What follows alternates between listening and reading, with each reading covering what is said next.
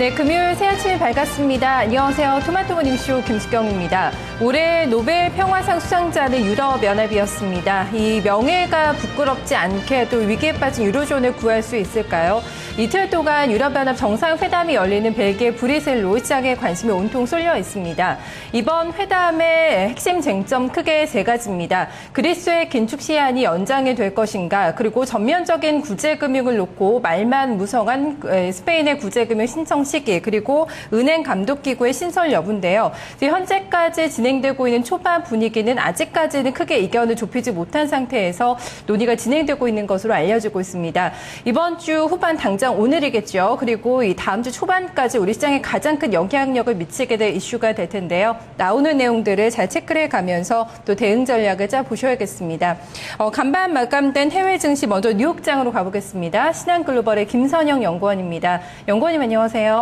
예, 안녕하십니까. 김선영입니다. 네, 오늘도 실적과 지표들이 많이 쏟아진 하루였죠. 마감 어떻게 나왔습니까? 스케치 해주시죠. 예, IBM과 인텔에 이어 구글까지 저조한 성적을 발표하면서 오늘 3대 지수가 모두 하락세 보였습니다. 중국의 3, 4분기 GDP 성장률이 3년 6개월 최저치인 7.4%를 기록했지만 9월 들어서 수출과 산업 생산이 증가세를 보이는 등 중국 경제가 최악의 국면을 지났다는 긍정적인 전망이 개장 초 투자 심리에 안정감을 줬습니다. 반면 지난주 미국 내 신규 실업수당 청구 건수가 한 주 만에 반등세를 보인 데다 오늘부터 이틀간 열리는 EU 정상회담에 대한 관망세가 짙어지면서 뉴욕 증시는 오전 중 혼조세를 보였지만 오늘 폐장 후 실적을 발표할 예정이던 구글의 주가가 장중 갑자기 10%가 넘는 급락세를 보이면서 3대 지수를 모두 끌어내렸는데요.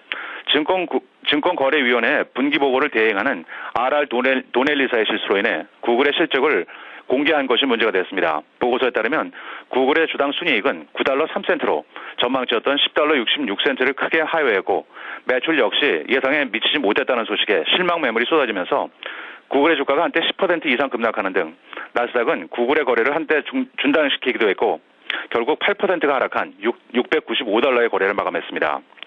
오늘 주요 종목별 움직임을 보면 증권사 모간스탠리는 전년 대비 급감했지만 증시 전망에 부합한 실적 발표에도 불구하고 주가는 3.8% 하락했고 지난 분기 아이폰 5의 런칭 등에 힘입어 스마트폰 개통 고객 증가로 인해 미국 최대의 통신업체인 버라이전의 주가는 2.5% 상승세를 보였습니다. 반면 말보로 담배 브랜드로 유명한 필립 모리스는 지난 분기 유럽 지역에서의 매출 부진으로 인해 전망에 미치지 못한 실적을 내어놓으며 3.9% 하락했고 6분기 연속의 적자를 발표한 핀란드의 휴대전화 업체 노키아의 주가 2.7% 하락했습니다. 증권사 RBC 캐피탈의 투자 의견 하향 조정으로 비료 생산업체 포테시의 주가가 1.7% 하락했고 반면 인터넷 장비 업체 주니퍼 네트워크스는 증권사 골드만삭스를 자문사로 고용해 회사 매각 등 여러 옵션에 대해 논의를 갖고 있다는 소식에 5.5% 상승했으며 마지막으로 벤치마크인 미국의 10년 만기 국채 수익률은 어제보다 상승한 1.83%를 기록했습니다. 네, 오늘도 역시 또 지표들이 많이 발표가 됐죠. 어떤 부분을 좀 중요하게 체크를 해봐야 될까요? 전해주시죠.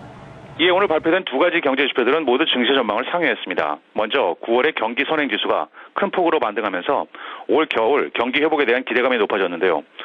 컨퍼런스 보드는 9월의 미국의 경기 선행지수가 전달 대비 0.6%가 상승한 95.9를 기록했다고 발표했습니다.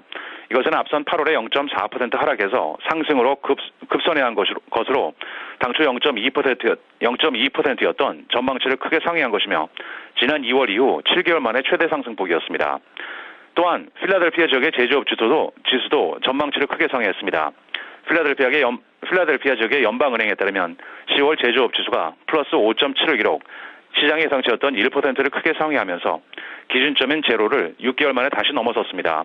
이 지수는 동부 지역의 펜실베니아와 남부의 뉴저지, 델라웨어 지역 등의 제조업 지수를 포함하게 됩니다.